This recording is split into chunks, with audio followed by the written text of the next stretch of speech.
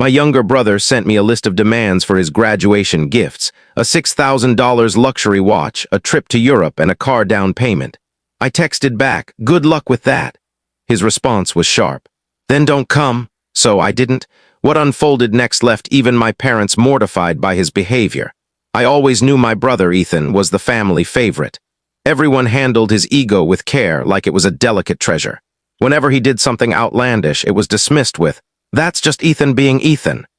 In our household, Ethan's desires weren't mere wishes, they were mandates. If you didn't comply, you were the issue. Still, nothing could have prepared me for the message he sent last month. I was sitting in my small apartment, scrolling through job postings on my laptop, a budget spreadsheet open in another tab, calculating whether I could cover rent and food. My savings were drained, my work hours slashed, and I was dodging a late bill I hadn't even shared with my parents. I knew what they'd say: "Ask Ethan, he's smart with money." Right. Then my phone pinged. It was a photo from Ethan, a handwritten note no less, titled Ethan's graduation wish list asterisk. I'm serious. It had bullet points, prices, and underlines: Rolex Submariner, $6,000.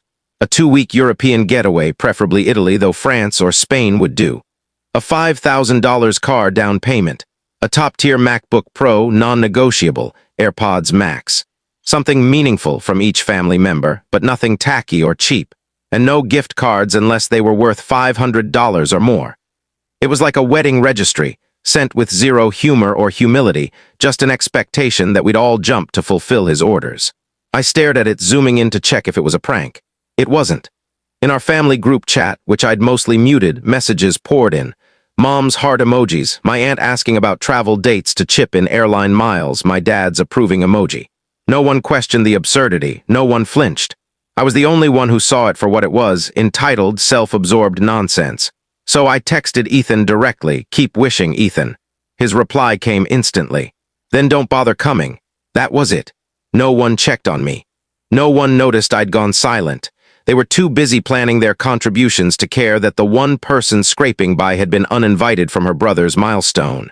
I stayed home, thinking it was the mature choice. Let them have their fantasy party.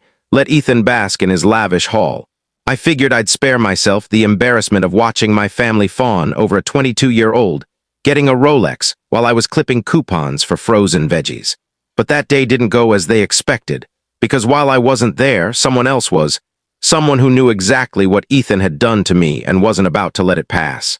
By the end of the night, my parents, even my dad, were texting me apologies, ashamed.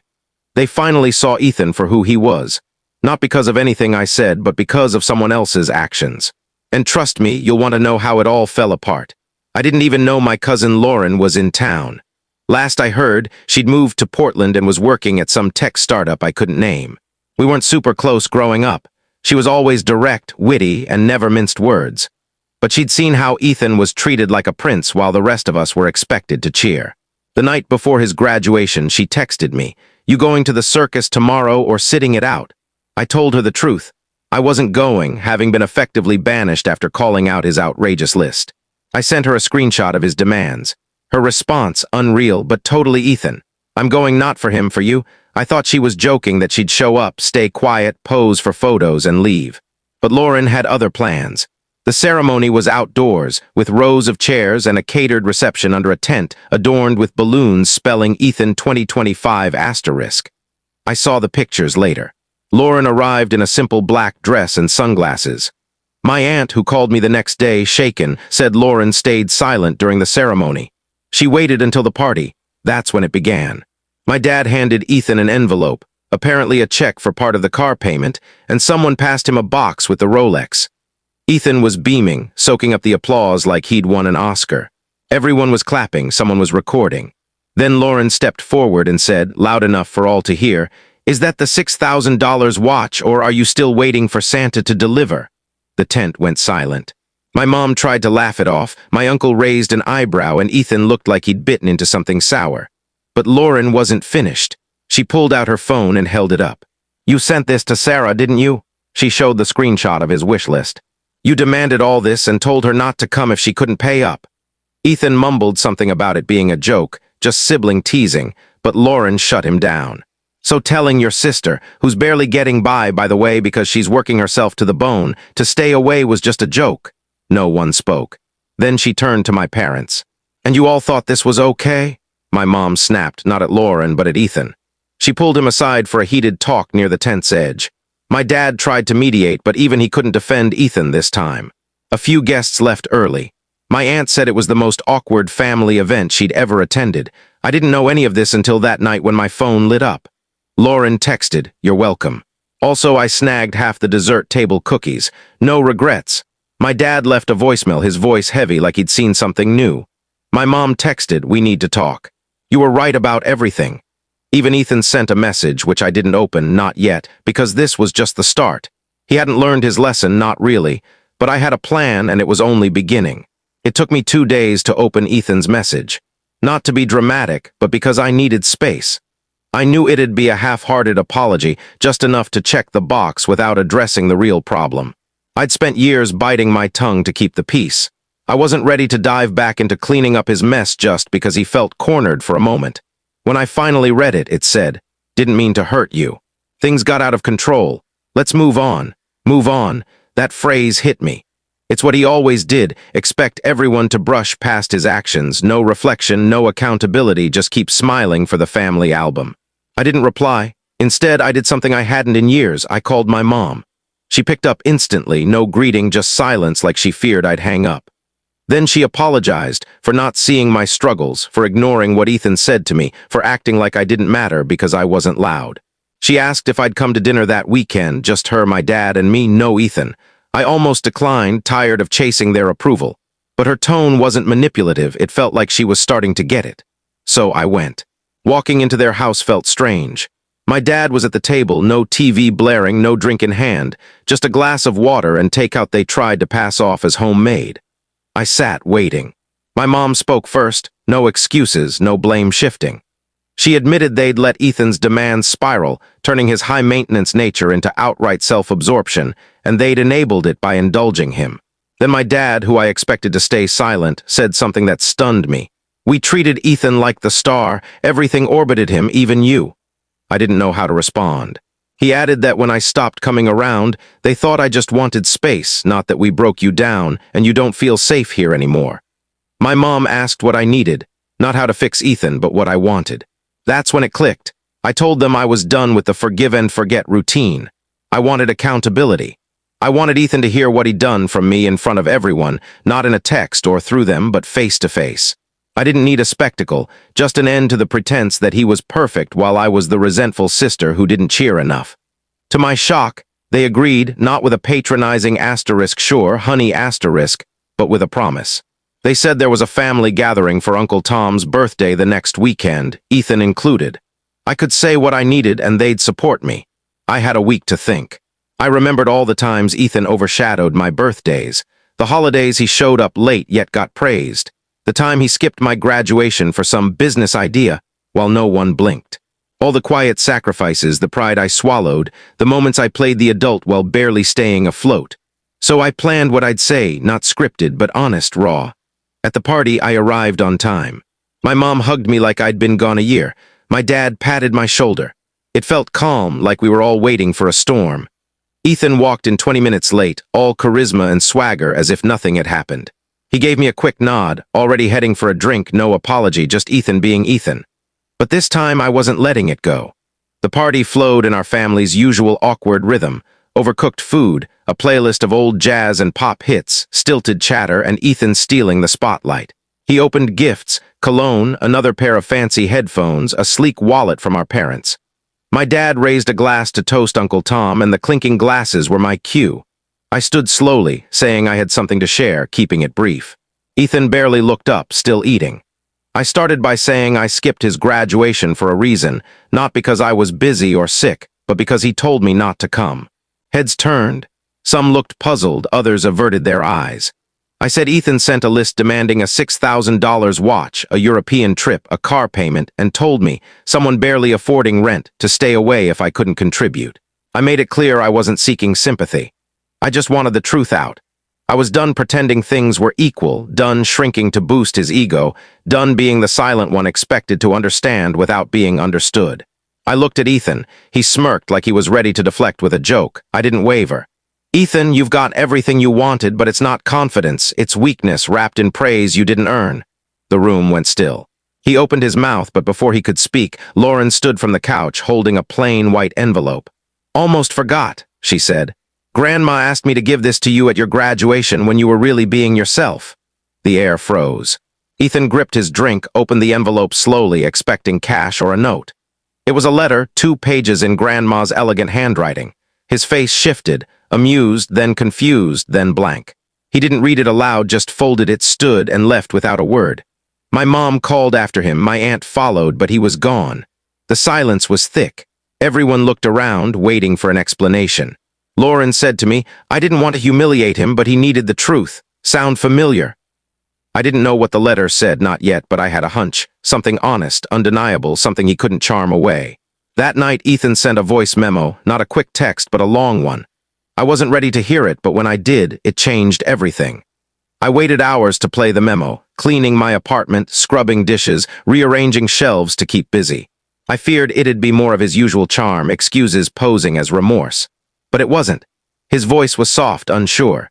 He said Lauren's move at the party, showing that screenshot, broke something in him, not from embarrassment, but because no one let him talk his way out. He said Grandma's letter wasn't harsh, but it was devastating. She wrote that she'd watched him grow up thinking he was special, not for who he was, but for what he was given.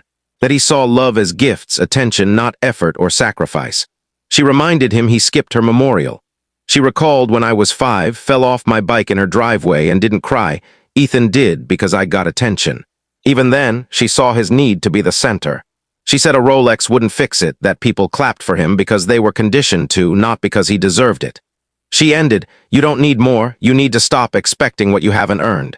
In the memo, Ethan didn't cry or complain. He sounded empty. He admitted how easy it was to dismiss me, to say, don't come. It didn't hit him until he saw the room go quiet when I spoke, like a spell lifted. Then he said, I don't just owe you an apology, I owe one to everyone I've bulldozed. But you never said anything, so I thought you were okay. You were just done. I didn't reply immediately. The next day, my mom called, saying Ethan wanted to talk in person. I hesitated, but she mentioned he didn't take the watch home. That made me pause, so I went. Ethan was there when I arrived, no grin, no act. He stood when I entered, nodded, but didn't approach. On the table was a folded paper in Grandma's handwriting. He slid it toward me. It was a letter to me. Reading it shifted everything. She knew the sacrifices, the silence, the isolation. She wrote that she admired how I never demanded attention, how I stood firm quietly even when unnoticed. But she added, you can forgive not because he deserves it, but because you deserve peace. I sat there, then asked Ethan, are you really ready to change, or are you just sorry you got exposed? He said he didn't know, but he wanted to try, the most honest thing he'd ever said. I left the letter on the table, told him I needed time, and he nodded, no pushback, just, I get it. For once, I believed him. Days passed, then a week.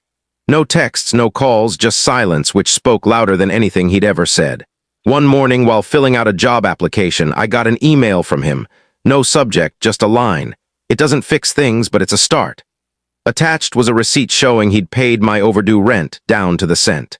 I stared, torn, not because I didn't need the help, but because Ethan's gestures always had strings. This time, there was no demand, no plea for praise, just the act. That night, he showed up at my door unannounced. I let him in. He said he'd started therapy. Lauren helped him find someone. He went in expecting validation, but got a reality check instead. He admitted he'd always thought being the center was his role, that taking up space was his right. Then he told me he sold the Rolex. He couldn't wear something that symbolized his worst traits. He used some of the money to clear a secret debt and donated the rest to a program helping low-income students with graduation costs. That stunned me. Ethan didn't give, he took. Then he said, I'm not asking you to erase what I did. I just want to build something where you don't wish I wasn't your brother. It wasn't flawless, but it was real. I told him I couldn't just let it all go. Forgiveness doesn't mean forgetting. But I was open to seeing who he'd become. Over the next few weeks, things shifted. My parents stopped centering him in every conversation. They asked about my life, my job, my days. Ethan didn't interrupt or steal the spotlight. He listened. I even saw him help my mom clean up after dinner, something he hadn't done in years. One night at a family dinner, my dad raised his glass. To Sarah for standing up when we didn't, for making us stronger. I was floored. Ethan clinked his glass with mine and said, "To my sister who finally called me out, and thank God she did." There was no resentment, just quiet sincerity. It's been 6 months since that night when everything changed. When I spoke up, when Ethan left in silence, when Grandma's letter hit him. I kept waiting for it to unravel, for apologies to turn into performances, for promises to fade. But they didn't. Ethan stayed reserved, not distant, just thoughtful. At a family brunch, he stopped mid-story to ask about my job, a small moment, but it lingered. My parents changed too, in their clumsy way. My mom sent random texts, photos of her cooking, asking about mine like she cared about the reply. My dad remembered my birthday, calling the night before to beat everyone else. The biggest shock came weeks ago. Ethan called on a Tuesday, saying he was nearby and suggesting lunch. It used to mean drama or guilt, but this felt genuine. We met at a small diner. He was early, a first. Halfway through, he pulled out a folder with college applications. He was going back to school, studying nonprofit management at a community college, aiming to work with kids who didn't have the safety net he had. I was speechless. He shrugged, saying, "I'm not trying to fix it all, but I can't be who I was." I asked what changed. He said, "You stopped letting it slide. You didn't yell or plead, you just walked away." I felt what it's like to be the one left. That hit hard. Later, my mom texted, "Ethan told us about school. We're proud of him, but prouder of you. You held up the mirror. You didn't break it." I saved it because they're only starting to grasp what it cost me. The years of silence, the times I was a side character in my own family. Healing doesn't mean pretending it didn't happen. It means you stop carrying it alone. I'm doing better now. Money's still tight, but my hours increased.